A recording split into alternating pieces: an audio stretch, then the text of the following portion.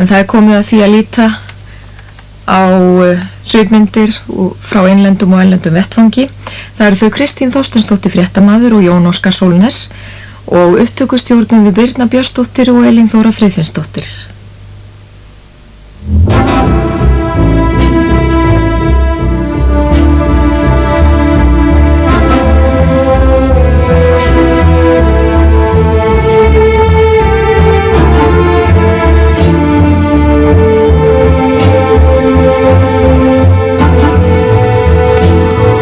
Það er á þessum tímamótum sem menn staldra við og líta tilbaka. Verðbólgan á því hennans ári sem nú er að líða var með því minnsta sem gerist, atvinnuleysi innan við 5% og að veðurguðirnir voru fremur hlýtallir landsmönnum. Að minnstakosti borðuðu með nýuppteknar kartöflur með jólasteikin á Höfn í Hornafirði. En ársins 1994 verður þó kannski einhver minnst fyrir tvennt. Afsögn ráðherra úr ríkisstjórninni og glæsilega afmælishátíð á Þingvöllum.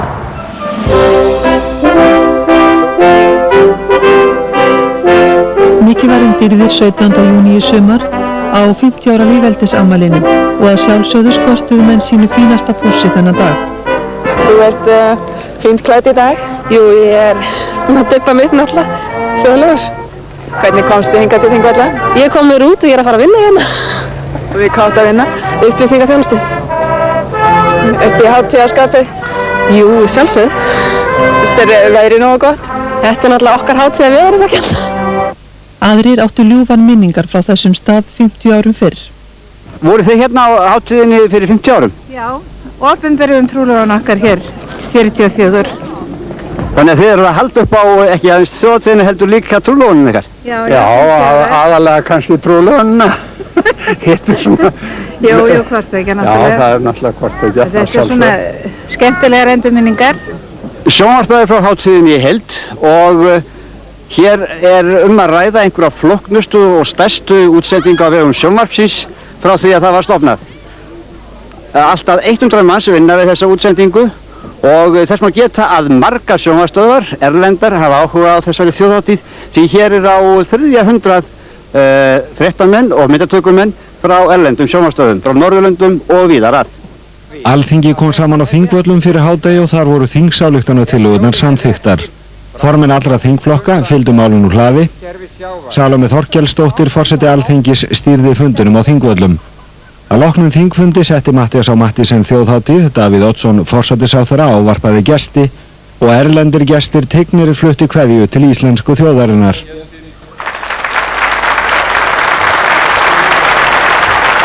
Af hennar sendi skeyti á erfiðum tímum fyrir 50 árum. Þjóðfundurinn á Þingvöllum í dag fagnaði innilega. Det er en stor og smuk oplevelse for prinsen og mig i dag at være med til at fejre Republikken Islands 50 års jubilæum. Þetta hafa verið annarsamir dagar undanfarið hjá forseti Íslands frú Vigdísi Finnbogadóttur. Hún gaf sér samt örstuttan tíma í dag til að spjalla við okkur. Í 50 ára sögu lýðveldisins hefur þú verið forseti í 14 ár. Er þetta merkasti embættisdagur þinn? Já, ég hygg að svo sé. Menn nota ýmsa leiðir til að koma sér til Þingvalla. Hér eru til dæmis 2 að koma á hjólum.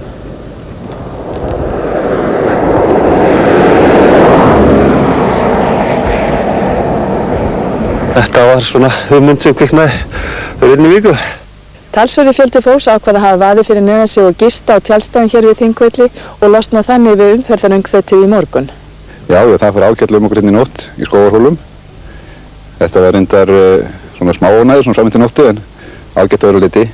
Það reyndist óvillus hugmynd að hafa vaðið fyrir neðan sig að þessu leyti því þjóðvegaháttíðina miklu kölluðu sumir þessa lýðveldishátíð. Miklir umferðartappar mynduðust á leiðinni þangað þegar allir lögðu af stað á sama tíma og margur átti bátt með að sína biðlund. 17. júní er ekki þjóðhátíðadagur í augum sumra þeirra sem reynda að fara til Þingvalla í dag. Þessi dagur verður líklega kallaður Þingvalla martröðin hjá þeim. Þessi rúta fór frá Reykjavík rétt fyrir klukkan 12 í dag. Hún var að koma aftur klukkan vantar núna 5 mínútur í 9 og sumt af fólkinu sem var í rútunni komst aldrei út úr henni. Hvernig líður þau núna eftir þessa ferð?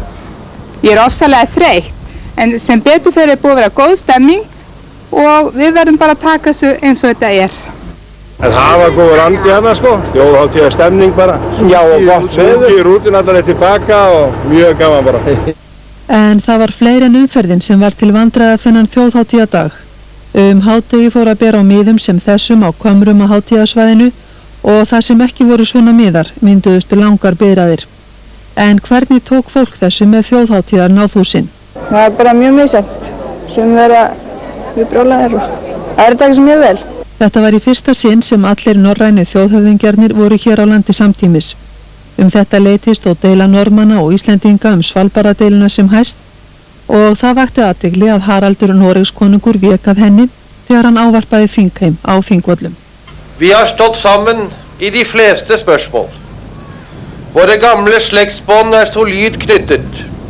Slik vil det fortsatt være. Jeg føler meg overbevist om at de siste dagers hendelser ikke vil endre på dette, og at vi i fellesskap kan finne frem til løsninger som vil tjene til begge lands interesser. Í áramótaávarpi sínu í fyrra boðaði forsætisráðherra vaxtalækkun strax í janúar. Það gerist hins vegar ekki og forsætisráðherra sagði seinni hluta janúar. Ég tel víst að annað tveggja gerist, að vextirnir lækki eða þá komi bankastjórar sem geta fyllt málun eftir og lækka vexti eins og þeim ber að gera. Viðskiptaráðherra kallaði bankamenn á sinn fund daginn eftir til að brýna þá í vaxtamálunum.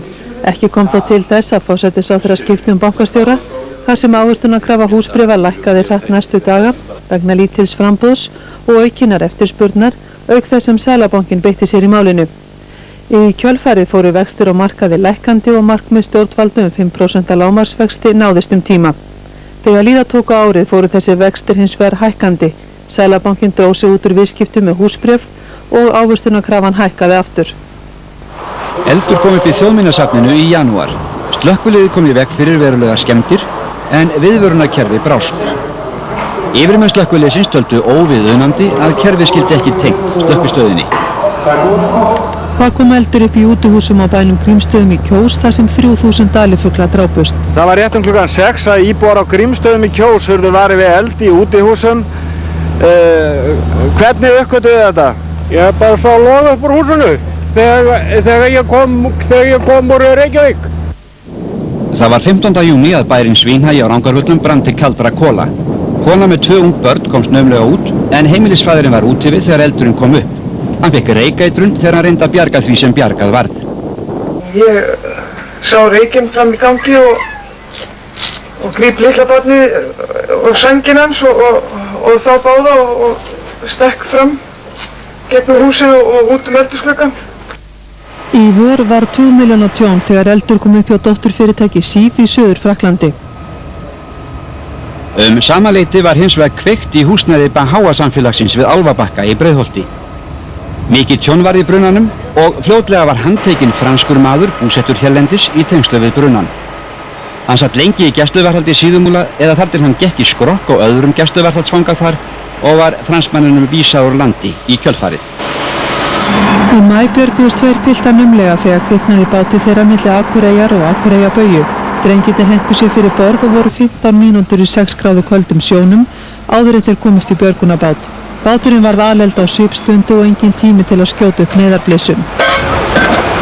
Það náði mikið síman því eldurinn var þar sem hann var. Blísum voru fremst, komist ekki að þeim heldur. Þannig að við erum bara að fara í bátinn og vona að eitthvað að sé eldinn. Varst aldrei hræddur? Jú. Mikið fjölmenni var við opnun yfirlitssýningar á verkum Errós á Kjarvalsstöðum í nóvember. Sýningin bar yfirskriftina Gjöfin en á undanförnum árum hefur Erró gefið Reykjavíkurborg 2700 verk. Erró er vafalítið þekktastur íslenskra myndlistarmanna. Hann hefur verið gríðarlega afkastamikill og það er sannarlega engin skortur á verkefnum hjá kappanum. Næsta sirpan heitir Hættulega konur og ég er byrjar á þeirri sirp og hún er fjörug og skemmtileg. Verk Errós voru einnig sýnd á Vopnafirði og Akureyri. Sókn Íslendinga jókst til muna í Barentshafið á árinu. Tíma voru hér á milli 40 og 50 íslensk fiskiskip eða það bil helmingur íslenska togaraflotans. Norðmenn voru þó ekki hrifnir af þessari sókn Íslendinga og eftir því sem leið á árið harðnaði fiskveiðideila frændþjóðanna tveggja. Réttarstaðan á Svalbarðasvæðinu og fiskveldarsvæði er óljós. íslenskir útgerðarmenn og skipstjórnarmenn sem þangað halda skipum sínum til veiða hljóta við þessar kringumstæður að gera það á sín eigin ábyrgð. Norðmenn neituðu íslenskum skipum þjónustu í Noregi, Íslendingar voru líka sakaður smáfiskadráp og norskir ráðamenn gripu til gífurirða. Det jo vår fiskeriløsning som har fått mange på Island til å spørre seg om ikke de også bør søke medlemskap. Men da må islendingene legge om stilen.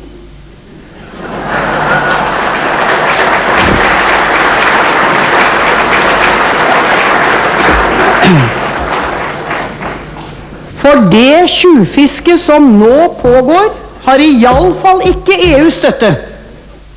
Og enn harðnaði deilan. Norðmenn beittu togvíraklippum á Svalbarða og skutu viðvörun á skotum.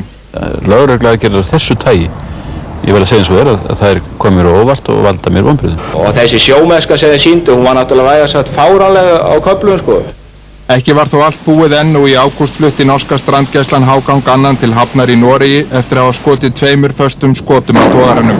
Norðmenn fullyrtu að stýrimaðurinn á Hágangi hefði orðið fyrri til og skotið af haglabyssu að varliðum. Og við getum ekki og munum ekki verja framkomu af þessu tagi. Ég vona að þessar fréttir séu rangar, þessar fullyrðingar séu rangar. Ef það eru rétt þá verjum við það ekki. Og mér finnst þetta bara eitt stór brandari. Ég tel að norska ríkisstjórnin sé að nota lögregluna hér til þess að reyna að fela upp á klúður hjá sér í sambandi við þess að handtaka allt þetta mál. Dómur féll í Hágangsmálinu í nóvember og var Anton dæmdur í 30 daga fangelsi en skipstjóri útgerð sýknuð. Dómnum var þegar áfrýjað. Athygli vakti að ekki var minnst á meintar ólöglega fiskveiðar Hágangs og réttarstaðan því enn óljós. Miðjan ágúst varð ríkisstjórnin við kröfum sjómanna og sendi varðskipið Óðinn í Barentshaf í 2 mánuði. Læknir sem var borð hafði nóg að snúast en hátt í 40 sjómenn leituðu aðstoðar hans. Talið að afli Íslendinga í Barentshafi sé komin yfir 50.000 tonn en það voru ekki allar ferðir þangað í pengsælar.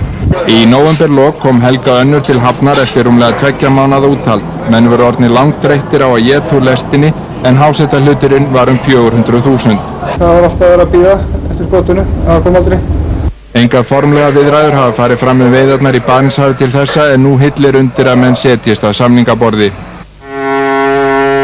Ísfirðingar eignuðust Nýja Guðbjörgu í október. Nýja Guggan stærsta skipið í flotanum og líklega það fullkomnasta og sumir segja hana frekar líkjast hóteli en fiskiskipi. Gamla Guggan fór til Noregs en hún gekk upp í verðið á þeirri nýju sem kostaði ríflega 1,5 milljarð króna. Milljóna tjón varð af völdum flóða á Siglufirði í haust þegar aurskriða stíflaði læk fyrir ofan bæinn með þeim afleiðingum að hann flæddi úr farvegi sínum og yfir lóðir. Holræsakerfi bæjarins stíflaðist og veggur fiskverkunarhús brotnaði þegar jarðskriða féll á það. Kanadíska olíufyrirtækið Irving Oil hefur hug á að fá hafnaraðstöðu hér á landi fyrir olíu og bensínvörur og hefja rekstur á bensínstöðvum í samkeppni við innlendu olíufélögin. Fíkniefna til lögreglunnar lagði hald á tæplega 80 kannabisplöntur og tæki til að þurrka þær í húsi í Reykjavík í október. Búið var að koma upp lömpum til að örva vöxt plantnanna og talið fullvíst að þær hafi verið ræktaðir í því skyni að selja afurðirnar. Miðjan janúar var brotið blað í borgarmálapólitíkinni í Reykjavík þegar minnihlutaflokkarnir ákveða að bjóða fram sameiginlega í borgarstjórnarkosningunum vorið. Ákveðið var að leita eftir því við Ingibjörgu Sólrúnu Gísladóttur að hún yrði borgarstjóraefni listans. Skoðanakannanir spáðu hinu nýja frambáður strax miklu fylgi og flesta þeirra bentu til þess að Sjálfstæðisflokkurinn myndi tapa borgin í hendur R-listans. Viðbrögð Markúsar Arnar Antonssonar borgarstjóra voru þau að segja af sér embætti. Nýtt útspil með endurnýjaðri forystu gæti gert gæfumuninn í borgarstjórnarkosningunum. Því hef ég ákveðið að draga mig í hlé og gefa ekki kost á mér til setu í framvarðarsveit flokksins við kosningarnar í maí. Markús tilkynnti að Árni Sigfússon yrði næsti borgarstjóri Sjálfstæðisflokksins. Við Markús höfum starfað vel saman og hann hefur stutt mig vel í þeim málum sem ég hef fengið að glíma við. Nú vil ég fá að gera enn betur. Þannig saman dag tilkynnti Ingibjörg Sólrún að hún yrði borgarstjóraefni R-listans. Kosningabaráttan var spennandi en strax þegar fyrstu tölur voru birtar var ljóst hvert stefndi. Á kosningaviku Sjálfstæðisflokksins á Hótel Sögu var stemningin allt önnur en á Hótel Íslandi þar sem stuðningsmenn R-listans fögnuðu sigri.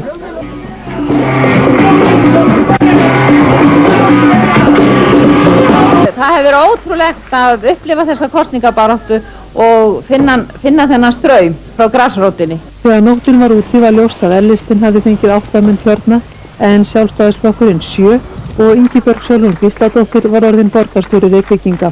Ég sagði þessari kosningabaráttu að mér finnst mjög mikilvægt í stjórnmálum að starfa af heilindum og ég veit að það getur verið vandasamt en ég gaf það loforð, að kosningaloforð það myndi ég gera og við það ætla ég að standa og mig langar mjög mikið til þess að kannski setja það svipmót á stjórnmálin að kraftar fólks fá að njóta sín og fólk fá að njóta sannmælis og sanngirni burt sér frá því hvaða flokki það tilheyrir og að það sé ekki verið að draga fólk endalaust í dilka eftir einhverjum flokkslínum eða flokkskírteinum. En heldur við að mamma eitthvað verið góðu borgarstjóri? Já, ég ætla að rétt að vona það. Hvað heldur þú, Sveinbjörn? Ég held að hún verið fínn borgarstjóri. Töluverðar sviptingar urðu í sveitarstjórnarkosningunum og sumstaðar óvænt úrslit. Á landsvísu vann Alþýðubandalagið á en Alþýðuflokkur og Sjálfstæðisflokkur töpuðu fylgi. Þannig tapaði Sjálfstæðisflokkurinn meiri hlutanum í Mosfellsbæ og meiri hluti Alþýðuflokksins í Hafnarfirði féll. Einn maður fórst en 6 komust af þegar að björgunarskipi Goðinn strandaði í aftakaveðri í Vöðlavík, norðan Reyðarfjarðar snemma morguns í janúar, rétt undan landi. Eins og framkom í fréttum voru aðstæðar allar afar erfiðar. Veður slæmt eins og sést á þessu myndum og brotsjór reið yfir Goðann svo hann fylltist af sjó og hefðust mennirni við á brúarþakinu eins og þarna sést aðeins og þar héngu þeir þar til þeim var bjargað. Og þarna sjáum við Bergvíkina sem hefur verið ströndu þarna síðan fyrir jól. Brotsjór reið með sér eitt skipverjan og ógjörningur reyndist að bjarga hinum sem komust af úr landi eða af sjó. Björgun og lofti var því eina leiðin og þarna sést í brúna á Goðanum. Þyrla Landhelgisgæslunnar var hins vegar að snúa við þegar hún var á leið á strandstað vegna ísingar. Þyrlusveit varnarliðsins þótti sína frækilegt afrek enda sögðust þeir aldrei hafa lent í öðru eins. But the weather, getting there and then getting here last night was absolutely the worst I've seen in a helicopter in my life. Þeir sneru sér í hringi með útrétta arma þarna niður á ströndinni. Þá vissum við að það voru spaðar á þyrlu sem þeir myndu og það lifnaði náttúrulega yfir manni. Það væri eitthvað að styttast og það væri einhver von. Svo komu þær fljótlega á eftir og það er náttúrulega ólýsanlegt að sjá þegar þær komu fljúgandi fyrir fjallið. Goðinn sökk á endanum, liðaðist í sundur og dreifðist brakið sandana. Nokkru síðar náði varðskipi Týr hins vegar Bergvíkin á flot 26 sólarhringum eftir að hún strandaði. 2 íslenskar kvikmyndir voru frumsýndar á árinu, Bíódagar eftir Friðrik Þór Friðriksson í lok júní og hlaut góðar viðtökur. Seinna á árinu hlaut hún Amandaverðlaunin á kvikmyndahátíð í Noregi þar sem hún var valin besta kvikmyndin á Norðurlöndum árið 1994. Aðalleikari Bíódaga er ekki hár í loftinu. Hvernig fannst þér að horfa á sjálfan þig á hvíta tjaldinu? Það var stórt skrítið alveg. Skíahöllin fjölskyldumynd Þorsteins Jónssonar var frumsýnd í lok september. Ég er búinn að safna þeim fyrir hvolpinum. Ég get tótt hann á morgun. Þú kemur ekki með neitt déskotans hund hingað inn. Við höfum annað þarfara við peningana að gera. Skíahöllin var gerð eftir metsölubók Guðmundar Ólafssonar Emil og Skunda. Þetta er fyrsta íslenska kvikmyndin þar sem blandað er saman leiknumyndum og teiknumyndum. Hefðbundin undirbúningur kosningana í vor hófst á haustdögum með vali á framboðslista. Eins og svo oft áður voru konur óánægðar með sinn hlut. Annað sem bar helst til tíðinda voru úrslit Sjálfstæðisflokksins í Reykjanesi þar sem Ólafur G. Einarsson menntamálaráðherra hélt fyrsta sætinu með naumyndum og Salóme Þorkelsdóttir missti þingsæti sitt og lenti í neðsta sætinu í prófkjörinu. Það er alveg ljóst hvers vegna mér var hafnað. Það hefur komið fram víða að ég væri orðin og gömul og væri búin að vera of lengi á þingi. Þá urðu óvænt úrslit á nokkrum stöðum meðal annars hjá framsóknarmönnum á Vestfjörðum þar sem Pétur Bjarnason varaþingmaður flokksins tapaði í baráttunni fyrsta sætið fyrir Gunnlaugi Sigmundssyni. Einnig vakti það athygli að Alþýðubandalagið í Reykjavík ákvað að hætta við prófkjör eftir að Guðrún Helgadóttir alþingismaður bauðst til að standa upp úr öðru sætinu og taka það 4. til að rýma fyrir nýju fólki. Læknum er ýmislegt fleira til lista lagt en hjúkra og lækna sjúka og særða. Það kom berlega í ljós þegar Læknafélag Akureyrar hélt upp á 60 ára afmæli á árinu. Alveg sýnist augljóst vera, enginn skyldi rengja það að þeir sem nota þessa stera þurfa minna fíkjublað.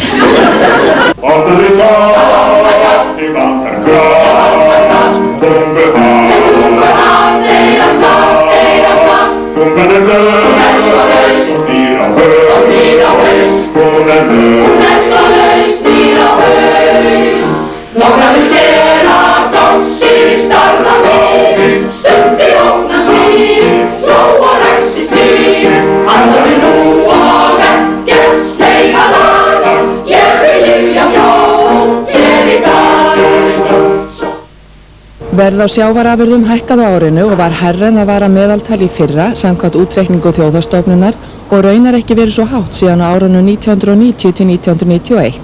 Ástæðan var uppgangur í innríkjum, aukin eftirspurn og takmarka framboð. Miklar umræður urðu íþróttahús sem þyrfti að byggja fyrir heimsmeistaramótið í handknattleik sem haldið verður á næsta ári. Rifist var það fram og aftur hvort byggja ætti nýtt hús og hver ætti að borga. Niðurstaðan varð hins vegar sú að byggja við Laugardalshöllina og þar standa framkvæmdir nú sem hæst. Fjölmenni var við opnun þjóðarbókhlöðunnar nærri aldarfjórðungi eftir að Alþingi samþykkti tillögu um byggingu hennar. Það sannarlega við hæfi að þetta þýðingarmikla hús fyrir íslenska menningu sé tekið í notkun sjálfan fullveldisdaginn.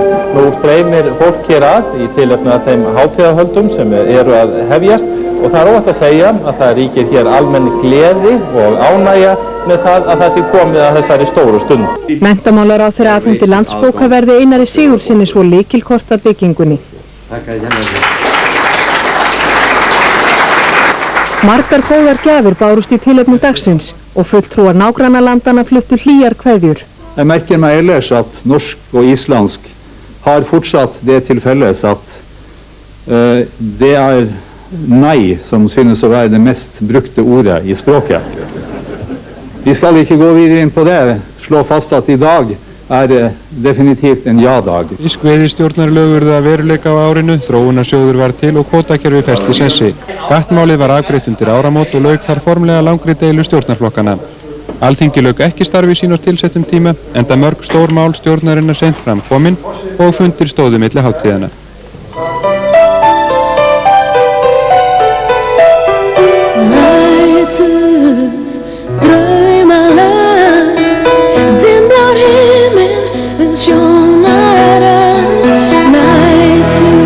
Íslendingar tóku þátt í söngvakeppni Evrópskra sjónvarpsstöðva og enn einu sinni urðu þeir fyrir vonbrigðum því íslenska lagið Nætur féll ekki í kramið frekar en fyrir daginn. Við urðum að sætta okkur við 12. sætið og Sigríður Beinteins sagðist aldrei ætla að taka þátt í keppninni aftur. Rétt fyrir jól komst upp starfsemi alþjóðlegs ávöxtunarfyrirtækis sem velt hefur milljardatugum. Rannsókn leiddi í ljós að fyrirtæki Grimaldi Hoffmann & Company reyndi að nota Landsbanka Íslands og Íslandsbanka til að þvætta peninga. Brottvikning Pislahöfundar Rás 2 var tilefni utandagskrár umræðu á Alþingi í október. Svavar Gesson hóf umræðuna og gagnrýndi brottvikningu Illuga Jökulssonar og Hannesar Hólmsteins Gissurasonar. Svavar túlkaði umræðunar sem ákall til stjórnenda Ríkisútvarpsins að taka aftur uppsagnirnar.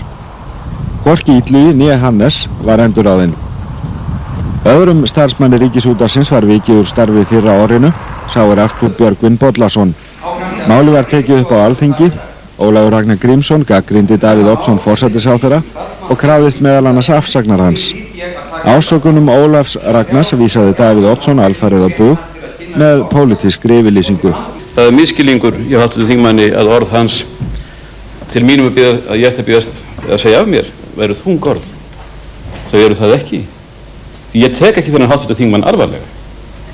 Ég sé ekki að það sé hægt að taka þennan hv. þingmann alvarlega. Ég geri það ekki. Geti það ekki. Hann er ekki þeirra gerðar ég geti það. Og ég er ekki hér í hans skjóli og ég myndi aldrei vilja sitja sem forsætisráðherra í hans skjóli. Aldrei. Versta veður gekk yfir landið í janúar. Á Siglufirði mundu menn ekki annað eins. 20 milljóna tjón varð í bænum þegar þök fuku á húsum og 2 íbúðir reyndust nánast ónýtar eftir veðurhaminn. En veðrið var víðar vont. Eins og sjáum á þá veðrið á leiðinni upp á Hellisheiði alveg snar vittlaust. Á hvaða leið eru þið? Við vorum á leið á Selfoss. Lögðum að staðu Reykjavík klukkan rétt rúmlega 7:30 og gekk alveg ágætlega framan af hérna rétt fyrir neðan litlu kaffestónu og þá bara eins og hendi væri veifað, þá sá maður ekki úr draugum. Fólki leitaði skjóls í litlu kaffistofunni, meðal þeirra var Árni Jónsson alþingismaður sem ætlaði á fund á Selfossi. Þeir eru komin upp undir Sandskið, þá ákvað ég að snúa við. Þetta var alveg sótsvalt, ekki nokkur leið að keyra. Ég var 2-3 kílómetrum og ég sneri við í bæinn. Ég hef ferið heilhring í snúninum og er komin hingað allt í einu í litlu kaffistofuna á austurleið. En var á leiðin í bæinn. Og meðan Árni Jónsson hringsólað á heiðinni kom kona inn berað ofan ríðandi upp Hverfisgötuna í Reykjavík eins og ekkert væri sjálfsagðara. Í ljós kom að Kvikmyndahús 1 hafði verið að frumsýna mexikósku myndina Kryddlegin hjörtu og þótti við hæfi að senda stúlkuna allsbera út í stórhríðina. Það hvílir sorg yfir öllu hér á Ísafirði í dag og víða má sjá fána blakta í hálfa stöng. Maður lést þegar mikið snjóflóð féll úr Breiðafelli árla morguns niður Seljalandsdal og niður í Tungudal. Kona slasaðist alvarlega og 2 slapp naumlega. Fólki var í sumarbústöðum í Tunguskógi. 40 sumarbústaðir hér í Tungudal eyðilögðust, þar á meðal þessi glænýi bjálkabústaður. En í þessum bústað voru hjónin sem komust til byggða og létu vita hverskins var. Ég vakna einhverja hluta vegna, sennilega 5-leytið, einhvern tíma rétt rúmlega 5. Og bara fer fram í stofu og stend þar og bara rétt skömmu síðar þá sjáum við voðalega mikla eldglæringar koma og eins og rafmagnslínur var að slitna eitthvað og síðan kemur bara högg á húsið. Og þetta er eins og það hendist á stað og gluggi sem var þarna sem stóð við, hann brotnar eða hendist út. Það var náttúrulega hleri fyrir hún líka. Og sem sagt, og þá blasti við bara eyðilegging hérna inn eftir öllum skógi.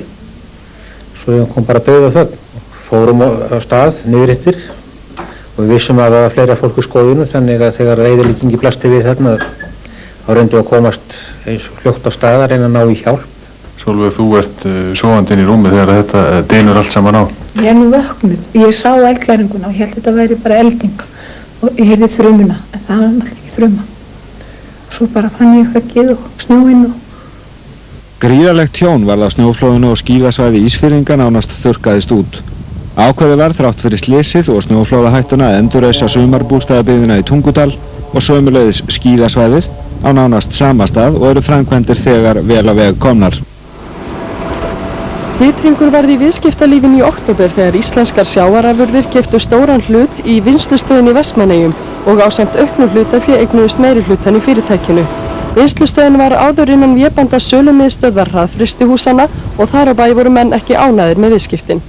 Ég hafði talið sjálfur að það væri í gangi nokkurs konar samkomulag sem við skulum, ég hafði talið að væri heiðursmanna samkomulag og nú hefur það verið þá brotið og það hljóta að verða að taljast nokkur tíðindi. Við þetta bætist að í júlí gerði vinnslustöðin samning við Samskip að flytja alla frakt fyrir meir en 100 milljónir króna á ári og hættu þar með viðskiptum við Eimskip. Vinnslustöðin var í hópi nokkur á öflugustu fyrirtækja landsins sem keyptu rúmlega 500 milljóna króna hlutafé í Samskipum HF. Hinn voru meðal annarra Hagkaup, Samherji og olíufélagið Esso. Fyrirhuguð frumsýning óperunar Valdarlegan í Þjóðleikhúsinu dró að sér athygli landsmanna á útmánuðum. Ástæður þess voru 2, stórsöngvarinn Kristján Jóhannsson söng annað aðalhlutverkið og fekk mjög ríflega borgað fyrir. Og hljómlistarmenn Þjóðleikhússins boðuðu verkfall skömmu fyrir sýninguna. Það er til dæmum það, erlendis til dæmis að menn hafa hreinlega að fara á svið ánhljómsveitar bara með bíónói eða lenda í svo slæmumhali. Og eru þú tilbúin í það? Já. Það kom ekki til þess að söngvarar í valdi örlegana þurfti að syngja við píanóundirleik eingöngu því kjaradeilan leystist og frumsýnt var á tilsettum tíma við fádæmagóðar viðtökur frumsýningargesta. Stærstu verkalýðsfélögin settu fram kröfur sínar á haustdögum enda flestir samninga lausir nú áramót. Stjórnarflokkarnir kynntu svo rétt fyrir jólin aðgerðir til að stuðla aukinni atvinnu, stöðuleika og kjarajöfnun til að liðka fyrir kjarasamningunum. Skattlagning fjármagnstekna verður tekinu, eknaskattur lagður niður, hátekjuskattur innheimtur, skattleysismörk hækkuð og aðgerðir gegn skattsvikum hertar svo eitthvað sé nefnt. 10 kolateikningar eftir Jóhannes S. Kjarval, flestar frá því á 3. áratug aldarinnar fundust í júní í gamla stýrimannaskólanum við Öldugötu. Listfræðingar sögðu þetta stórmerkan listaverkafund sem gæfi nýja innsýn í list og vinnuferil Kjarvals. Einhver virðist hafa tekið myndirna til handargags í lok seinni heimsstyrjaldarinnar eða fyrr, límt þær kunnáttusamlega á lérett og vafið þær upp á pappakefli. Síðan virðast þær hafa gleymst uns iðnaðarmenn fundu þær ásamt ýmsu dóti þegar verið var að gera við gamla stýrimannaskólan. Lúðvík Jósefsson, fyrrverandi alþingismaður og ráðherra, lést í haust og var minnst á Alþingi. Við fráfall hans á bak að sjá mikilhæfum forystu manni á vettvangi þjóðmálana. Fyrr á árinu lést annar fyrrverandi alþingismaður og ráðherra, Albert Guðmundsson, sem eins og Lúðvík Jósefsson setti svip sinn á stjórnmálin. Hörmulegt slys varð á nýársmorgun í Biskupstungum þegar að 2 börn, systkini, létust þegar íbúðarhúsið að Stöllum brann til kaldra kola á 7. tímanum morguninn. Hann ólst upp við skráargat stjórnmálanna, setti svip sinn á stjórnmálaþráin í 2 áratugi og lét af störfum á árinu, lýsti stjórnmálastarfinu meðal annars svona í kveðjuræðu á Alþingi. Ég tel að það sé á við mörg háskólapróf, meira segja á við doktorspróf í hagfræði. Forsætisráðherra hvatti fyrrverandi starfsbróður sinn með tindátum sem fundust í ráðherrabústaðnum. Þar á meðal munu verið nokkrir riddarar en hv. þingmaður hefur einmitt verið heilmikill riddari í einu pólitíska lífi á Íslandi. Ég óska honum og hans fólki velfarnaðar. Halldór Ásgrímsson tók svo við formennsku af Steingrími í Framsóknarflokknum. Halldór hlaut síðan rússneska kosningu á flokksþingi í haust sem haldið var undir kjörorðinu Fólk í fyrirrúmi. Steingrímur Hermannsson og Eiríkur Guðnason voru skipaðir seðlabankastjórar í apríl. 362 umsóknir bárust, þar af 328 frá nemendum í menntaskólanum við Hamrahlíð. Bankaráð Seðlabankans fjallaði umsóknirnar og þar fengu Eiríkur og Guðmundur Magnússon prófessor 3 atkvæði hvor og Steingrímur 2 en aðrir færri. Á sama tíma og bankaráðið greiddi atkvæði sagði viðskiptaráðherra þetta. Þú veist hver hefur skipaðir? Já, ég er svona gerir upp með hug, já. Það kom svo fáum á óvart daginn eftir þegar Steingrímur Hermannsson hlaut annan bankastjórastólinn. Er þessi ráðning pólitísk hrossagögn? Það vil ég alls ekki segja. Ég hef hlustað á forystumenn stjórnarflokkana lýsa því að þeir teldu mig prýðilega hæfan í starfið og ég gengi þetta starf samfelldur það reyndar sjálfur að minn reynsla að geta komið þarna góðum notum. Ágúst Einarsson, formaður bankaráðsins, var hins vegar ekki á sama máli og sagði sig úr því til þess að mótmæla ráðningunni. Og Guðmundur Magnússon prófessor, sem átti sæti í bankaráðinu en vék af fundi þegar fjallað var stöðuveitingarnar, fór að ráði Ágústs og sagði sig líka úr bankaráðinu. Á hádegi þann 16. febrúar var í fyrsta sinn gengi í gegnum göngin milli Skutulsfjarðar og Súgandafjarðar á Vestfjörðum. Og þá stóra stundir runnin upp hér í Vestfjarðagöngunum. Halldór Blöndal að kveikja á eldspýtunni til að sprengja á milli í göngunum á milli Skutulsfjarðar og Súgandafjarðar. Menn fengu ekki að vera alveg við þegar sprengt var vegna slysahættu, svo gestir biðu nokkuð álengdar eftir að heyra sprengingu og flestir héldu fyrir eyrun. Þá það búið og búið að sprengja í gegn.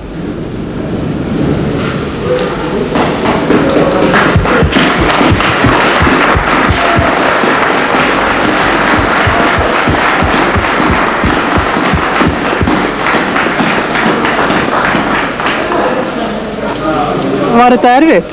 Þetta var ekki erfitt, það var gaman og skemmtilegt að koma inn í göngin einmitt núna fyrir síðustu sprenginguna.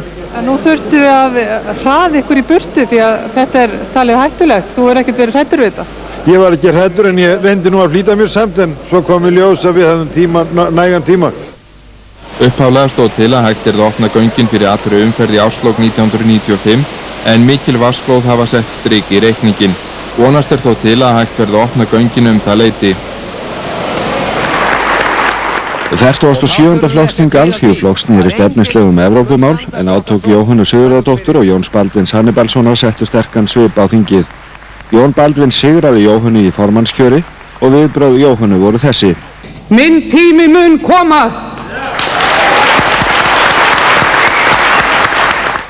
Sprengjuhótun raskaði flokksþinginu nokkuð en síðar á árinu sagði Jóhanna sig úr flokknum og stofnaði Þjóðvaka. Samkvæmt síðustu Gallup-könnun nýtur Þjóðvaki stuðnings fjórðungs kjósenda.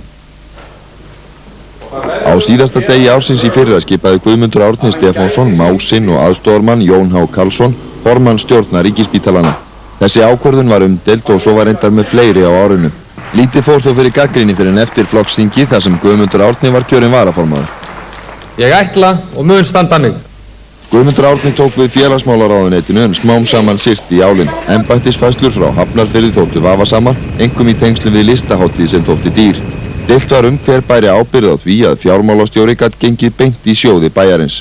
Ég hef fengið það staðfest hjá gjaldkera og hjá öðrum embættismönnum að þá skipum gaf Guðmundur Árni Stefánsson. Þetta algjörlega af og frá. Samningar í heilbrigðisráðuneytinu þóttu með ríflegasta móti og deilt var greiðslur til upplýsingafulltrúa og lögfræðinga. En sérstaklega var deilt mál tryggingayfirlæknisins Björns Önundarsonar sem var í rannsókn vegna stórfelldra skattsvika. Auðvitað gerir ég mín mistök til að frá. Og ég hef verið í störfum þar sem ég... Voru það mistökar á það, Björn? Nei, ég held að það hef ekki verið mistök. Vendipunkturinn kom hins vegar með ályktun frjálslyndra jafnaðarmanna þar sem þess var krafist að hann gerði hreint fyrir sínum dyrum en viki ella. Í okkar huga þetta mál prósteinn á það hvar siðferðilega markalínur eru dregnar í íslenskum stjórnmálum. Og fleiri fylgdu í kjölfarið. Við viljum að Guðmundur Árni segja af sér. Hlutverk stjórnarandstöðu er að vera stjórnarandstöðu. Það fór enda svo að vantrausti á alla stjórnina var vísað frá og svo var einnig með tillögu á flokksþingi. En gagnrýnin hélt áfram og Guðmundur Árni brá til þess ráðs að halda fund þar sem hann kynnti í greinargerð öll sín mál. Hann viðurkenndi mistök en sýndi ekkert farasnið. Það hefur enginn, ekki nokkur einasti maður farið fram á þá við mig að ég segið að mér og hef ég þó talað við hundruði manna á umliðnum dögum og vikum, ekki einasti maður. En þetta var ekki nóg. Ný leið var fundin og sama kvöld gaf Guðmundur Árni til kynna hvernig hún væri á fundi í Hafnarfirði. Var það að Alþýðuflokkurinn ætlar ekki að sitja frammi fyrir myndavélum eða frammi fyrir fjölmiðlum þessa lands með stimpilinn spilltasti flokkur þjóðarinnar. Ríkisendurskoðun var svarið, en áður en skýrsla hennar kom var kynnt önnur vantrauststillaga að þessu sinni vegna ummæla í garð bæjarstjórans í Hafnarfirði. Ég vil vara þig við sem reynslu mikil í þínu starfi að þú farir að horfa fram fyrir því að við þurfum að ræða ýmis mál og þá tala þessi félagsmálaráðherra. Annarkvort verður hæstvirtur félagsmálaráðherra á næstu dögum að sjá sóma sín í því að biðjast sjálfur lausnar eða hæstvirtur forsætisráðherra verður að taka þá ákvörðun fyrir hann. Í skýrslu Ríkisendurskoðunar kom fram að ráðuneytis og skrifstofustjóri heilbrigðisráðuneytis höfðu verið viðstaddir fund þar sem ríkislögmaður ráðlagði þeim að gera ekki starfslokasamning við tryggingayfirlækni. Þeir minntust þess ekki.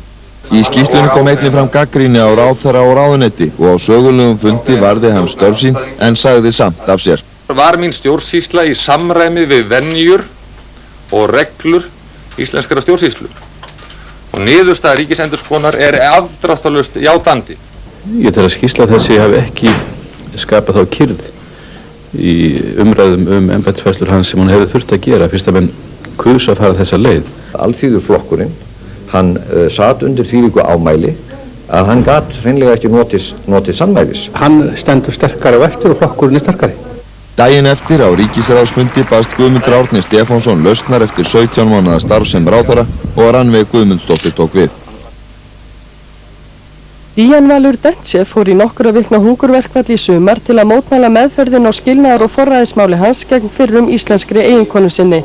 Svo fór að kirkjunarmenn gerðust milligöngumenn í málinu. Sofía Hansen hélt áfram baráttu sinni fyrir að ná dætrunum 2 heim frá Tyrklandi á árinu. Ernu Eyjólfsdóttir var dæmt fossi og dóttur hennar og Brians Greysons.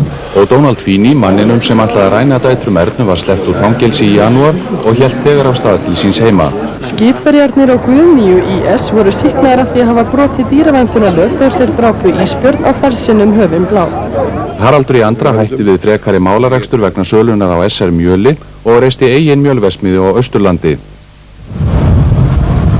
Stórbruni varð í Keflavík í júní þegar kviknaði í stærsta fjölbýlishúsi bæjarins.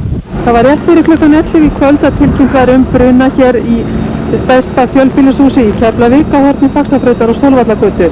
Núna þegar klukkan er korter yfir 12, korter yfir miðnætti, þá er ekki ljóst hver eldsupptök voru en hér búum 200 manns og þeim hefur öllum verið bjargað út og á þessari stund er ekki vitað nein óhöpp. Íbúar húsins voru álíka margir og allir íbúar Hafna en allt tiltækt björgunar, lögreglu og slökkvilið af Suðurnesjum kom til aðstoðar.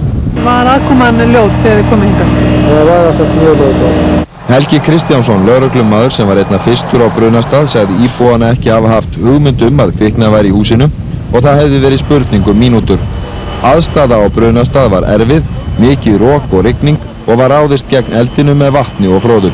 Fólk slapp yfirleitt þarna mjög vel og ótrúlega vel miðað við hvað þetta leit illa út allavega.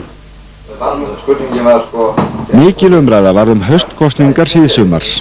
Davíð Oddsson lýsti því að hann myndi ráðfæra sig við forystumenn Sjálfstæðisflokksins, hafa samband út í kjördæmin áður en hann tæki ákvörðun. Þetta gerði hann í gær og ákvörðunin liggur sem sagt fyrir. Það verða ekki haustkosningar. Veigamestu rökin eru þau að samstarfsflokkurinn fellst ekki á haustkosningar, leggst algjörlega gegn þeim. Formaður Alþýðuflokks sagðist ekki sjá rökin fyrir haustkosningum og skýrði viðhorfsbreytingu stjórnarandstöðu sem krafðist kosninga og dvínandi áhuga sjálfstæðismanna með skírskotum til þá nýbirtrar skoðunarkönnunar sem sýndi meðal annars fylgisaukningu við Jóhönnu Sigurðardóttur á kostnað Alþýðubandalags og Sjálfstæðisflokks. Björk Guðmundsdóttir hélt áfram að gera garðinn frægan í útlöndum á árinu. Í febrúar hlaut hún Brit tónlistarverðlaunin sem besta alþjóðlega söngkona og sem besti alþjóðlegi nýliðinn. Erfið deila kom upp í Mývatnssveit á haustdögum þegar 21 barn úr suðurhluta Mývatnssveitar mætti ekki skólann í Reykjahlíð í september vegna ósamkomulags skipulag skólamála í sveitinni. Suðursveitungar vildu ekki una því að senda börn sín svo langan veg í skóla. Eftir nokkurt samningaþóf settust þó börnin aftur á skólabekk eftir að ákveðið var að stofna skólasel og suðursveitungar fengu að halda skóla á skútustöðum og borga skólahaldið að hluta til sjálfir. Þá var skipun nefnd til að finna lausn á þessum málum til frambúðar.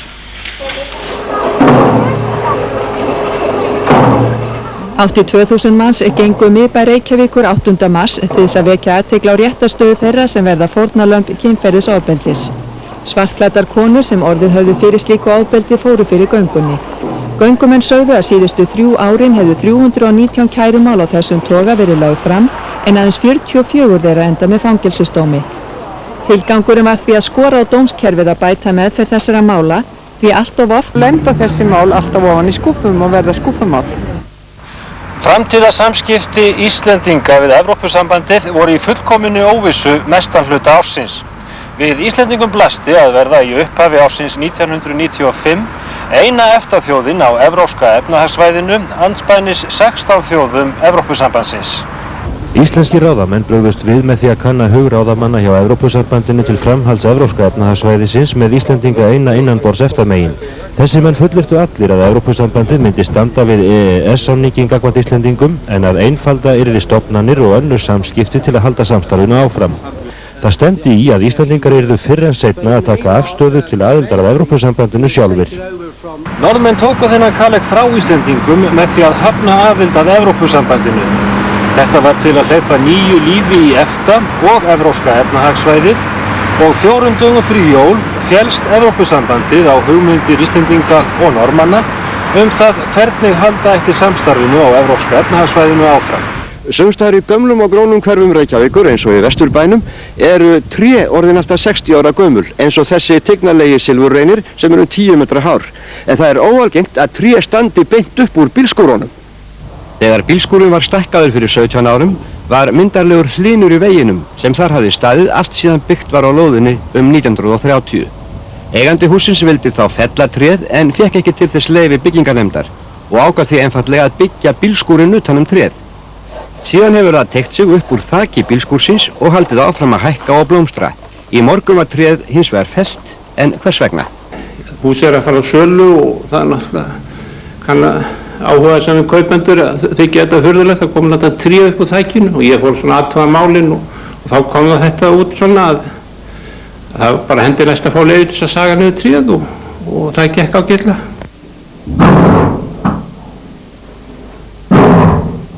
Svona var hljóðið í hrossunum sem sýktust af óþekktum veirusjúkdómi að réðst á öndunarfæri þeirra í eina af hesthúsum Fox í Víðidal í vor.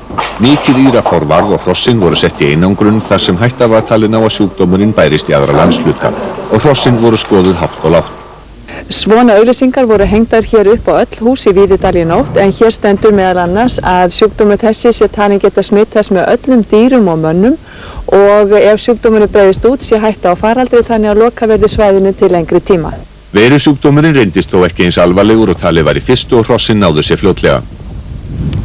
Deilt var skattlagningu blaðburðabarna á Alþingi, ráðherrar deildu. Og þetta blaðburða barnamál svo það að segja að forsætisráðherra annarar skoðunar en fjármálaráðherrann. Ég ósammála því að það ég skattleggja blaðburðabörn. Þetta stóð til að gera fyrir 20 árum eða svo, reynda 25 árum. Og þá hafði Bjarni Benediktsson, þáverandi forsætisráðherra, samband við fjármálaráðherrann og sagði þetta gera menn ekki. Og vissi hann heilmikið lög. Ég sammála því, þetta gera menn ekki. Lagafrumvarp hefur verið lagt fram sem tryggir þetta sjónarmið. Á annað þúsund manns mótmælti atvinnuleysinu í landinu á fundi á Austurvelli í janúarlok. Þar voru stjórnvöld krafin tafarlausar aðgerðir í atvinnumálum. Það var í nýstuða gati sem verkalýðsfélögin í Reykjavík komu saman til þess að mótmæla atvinnuleysinu hér á Austurvelli í dag. Og því var það ekki að undra að menn þurftu að berja sig til hita. Munið að þið verðið að berjast öll gegn atvinnuleysinu. Af öllum ykkar krafti og samheldni, það veit enginn hver næstur í atvinnuleysið.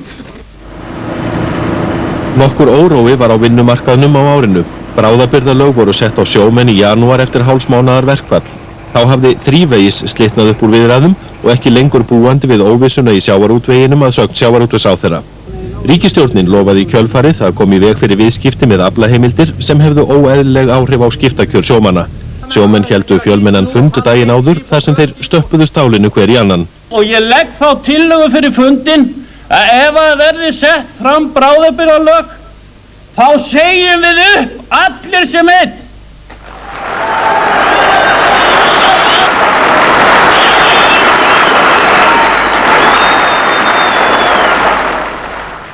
Bráðabirgðalögin voru svo sett en engar sögur fóru af almennum uppsóknum sjómanna og forsætisráðherra útskýrði setningu bráðabirgðalagana svona. Það meginatriði að ríkisvaldi getur ekki hort upp á það að allur flotinn liggi hér í bundin í höfnum landsins, engar viðræður eigi sér stað, engar væntingar neina viðræður, engar væntingar lausn.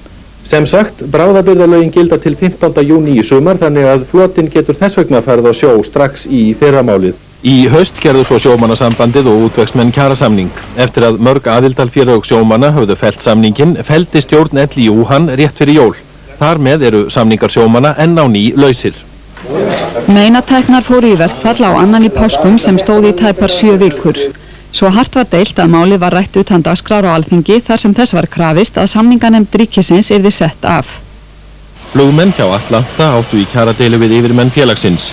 Eftir að flugmenn höfðu boðað verkfall þar og verkalýðsfélögin haft í hótunum með samúðarverkföllum og slíku, sáu forráðamenn sig knúna til þess að segja öllu starfsfólki félagsins, rúmlega 80 manns, upp störfum og hugðust flytja fyrirtækið til útlanda en samið var áður en til þess kom. Sjúkraliðar undirrituðu kjarasamning eftir 7 vikna verkfall daginn fyrir gamlársdag. Samningurinn gildir í 1,5 sólarhring og vanir samningamenn í fjármálaráðuneytinu sögðust aldrei áður hafa gert kjarasamning til svo stutts tíma. Harka einkenndi verkfallið, brigslirnin gengu á víxl og 100 sjúkraliða gengu með kyndla á fund forsætisráðherra og borgarstjóra til að undirstrika kröfur sínar. Samband íslenskra samvinnufélaga var gert upp á árinu, lánardrottnar gengu að nauðarsamningi og SÍS greiddi þeim fjórðung eftirstandandi skulda sinna. En hvað þá eftir af sambandinu? Þá verður sambandið væntanlega það samband kaupfélagana sem það hefur alltaf verið en án þess verslunarrekstrar sem að sambandið hefur löngum haft með höndum. Þannig að þessu leyti verður þá sambandið mjög líkt ýmsum öðrum félagasamtökum sem að hér eru til og starfa á landsgrundvelli. Mannbjörg varð þegar hollenskt fóðurflutningaskip lenti í vandræðum í vonsku veðri 29. desember. Eftir rösklega klukkustundarflug erum við nú 115 sjómílur suðaustur af Vestmannaeyjum og erum fyrir ofan hollenska skipið. Þyrla Landhelgisgæslunnar TF hefur nýlokið við að bjarga 5 mönnum úr áhöfn skipsins og rétt í þessu voru 2 þyrlur bandaríska hersins að ljúka við að taka þá 2 sem eftir voru. Í þeim hópi var 8 mánaða stúlka, dóttir vélstjórans. Og það var ekki auðvelt að ná henni borð í þyrluna við þessar aðstæður, hvasst og mikill sjór.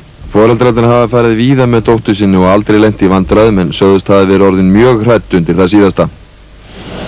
Stórt vopnasafn var gert upptækt á Bóndabæ skammt frá Hvolsvelli skömmu fyrir jól. Kunnur fíkniefnamaður úr Reykjavík hafði búið á bænum í nokkur tíma. Þarna mátti finna hnífa, rifla, haglabyssu með hljóðdeyfi, afsagaða haglabyssu, gaddakylfu og lásboga. Sumt var geymt í bænum, annað í heigi skammt frá. Vopnasafnið er með þeim stærri sem fundist hafa hérlendis en ekki fylgdi sögunni til hvers ætti að nota vopnin en. Þetta er ekki óalgengt að fíkniefnaneytendur ranki að sér ýmsum vopnum. Rússneskir togarasjómenn voru illa sviknir hér á landi í vor þegar þeir keyptu tæplega 40 gamla bíla, aðalega lötur. Í ljós kom að veðbönd hvíldu á sumum þeirra frá 100 og upp í 600.000 krónur. Þannig að uppi sitja þessir menn og búnir að borga kannski margra mánuða kaup, auk þess sem að þeir fara svo bíllausir, búin að borga margra mánuða kauп fyrir bíl sem þeir verða svo að skilja eftir. Я считаю, что мы в данном случае являемся пострадавшей стороной. Lögreglan lokaði stærstu bruggverksmiðju sem sögur fara af hér á landi í desember. Verksmiðjan var til húsa í iðnaðarhúsnæði í Vesturbænum í Reykjavík. Verksmiðjan var afar tæknivædd, þar fundust 2400 lítrar af gambra, 150 lítrar af landa í neytendaumbúðum og 300 lítrar suðutæki. Skaftá hljóp í ágúst. Þó að áin renni undan jöklunum á all stóru svæði, þá virðast hér vera megin upptök hlaupsins og krafturinn á vatninu er ólýsanlegur og lyktin, henni verður ekki komið til skila á mynd. Ekki var þó mikið úr hlaupinu að þessu sinni og strax næsta dag var hlaupið í rénun. Sá óvenjulegi atburður gerðist í héraðsdómi Reykjavíkur í febrúar að allir dómararnir úrskurðuðu sig vanhæfa til að dæma í máli Geirs Våge gegn ríkinu vegna bráðabirgðalaga sem ógiltu úrskurð kjaradóms um laun presta árið 1992. Allan Vagn Magnússon héraðsdómari víkur sæti í máli þessu. Hjördís Hákonardóttir héraðsdómari víkur sæti í máli þessu. Jón L. Arnalds héraðsdómari víkur sæti í máli þessu. Jón L. Arnalds. Sigurður T. Magnússon settur héraðsdómari víkur sæti í máli þessu. Friðgeir Björnsson dómstjóri víkur sæti í máli þessu. Málið endaði á því að dómsmálaráðherra skipaði 3 setudómara í málið. Geir Våge tapaði því svo fyrir undirrétti en áfrýjaði til Hæstaréttar þar sem málið er enn. Ákveðið var að selja hlutabréfana fyrir 150 milljónir króna í Lyfjaverslun Íslands. Einstaklingar gátu fengið alltaf 200.000 króna lán hjá ríkinu vaxtalaust, svo vel tók fólk við sér að bréfin seldust upp á nokkrum klukkustundum. Keðjubréfafaraldur reiði við landið í byrjun árs og menn gátu hagnast á ýmsu með því að taka þátt í slíkum keðjum. Rétt eins og í peningakeðjunni fer miklum sögum af þeim sem hafa verið með í þessari viskíkeðju. Jafnvel svo er að fólki sem kemst ekki út úr rúmi fyrir viskíkossum. En það eru gallar við þetta. Í fyrsta lagi að menn drekka of mikið viskí, þá verða þeir fullir. Það heldur þó ekki vöku fyrir þeim sem er í keðjunni. Í öðru lagi, þegar menn skila þessum viskíflöskum sem er fá út af þessari keðju, þá þurfa þær að gefa upp nafn og kennitölu. Þannig hugsanlega gætu þær tekjur sem menn fá úr keðjunni verið skattskiptar. Keðjan gengur þannig fyrir sig að menn senda eina flösku af viskí og fá lykilorð. Eftir það þá nánast bara að setja ísmóla í frysti og bíða eftir póstinum. Þessi keðja hefur ekki farið fram hjá starfsmönnum ÁTVR og Otto Hreinsson, verslunarstjóri í Ríkinu í Austurstræti, hefur fundið fyrir aukinni sölu. Já, það hefur verið töluvert aukning í sölu á viskí en hins vegar dreifist þetta á búðurnar. Þessi aukning sem hefur orðið í viskí. Hvað kaupir fólk? Þú heldur ódýrðargerðirnar kannski? Já, það kaupir ódýrðargerðirnar. 90 æðarfuglum var sleppt við Gróttu rétt fyrir jólin eftir dvöl í húsdýragarðinum í góðu yfirlæti. Þeir lentu í olíu í haust þegar leki kom að flutningaskipinu Karvik. Það er vist óhætt að segja að fuglarnir hafi verið frelsinu fegnir, enda sjálfsagt unni hvaða víðamanslaup sem er svo hratt hlupu þeir til sjávar.